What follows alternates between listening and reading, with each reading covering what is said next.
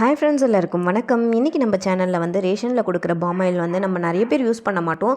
ஏன்னா வந்து அது சாப்பிட்டா கொலஸ்ட்ரால் அதிகமாக இருக்குது, தலை சுத்தல் மயக்கம்லாம் வருதுன்னு சொல்லிட்டு யூஸ் பண்ண மாட்டோம். அந்த கொலஸ்ட்ரால் எப்படி எடுக்கிறதுன்றதை பற்றி தான் சொல்ல போகிறேன்.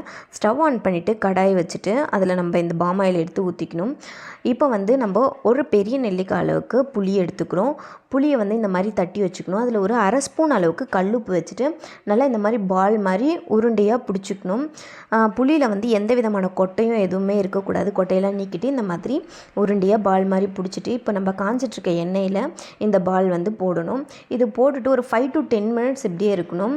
இந்த எண்ணெயிலேருந்து பாருங்கள் இந்த மாதிரி பபிள்ஸ் வருது புளியிலேருந்து. இந்த பபிள்ஸ்லாம் வந்து நல்லா அடங்கிட்ட பிறகு நம்ம ஸ்டவ் ஆஃப் பண்ணிவிட்டு இந்த புளி உருண்டையை தனியாக எடுத்துணும். புளியே பாருங்கள் கலர் மாறிடுச்சு. இப்போ இதில் இருக்கிற கொலஸ்ட்ரால்லாம் போயாச்சு. நம்ம வந்து இப்போ சமையலுக்கு சூப்பராகவே யூஸ் பண்ணலாம். மறக்காமல் நம்ம சேனலை சப்ஸ்கிரைப் பண்ணிவிடுங்க.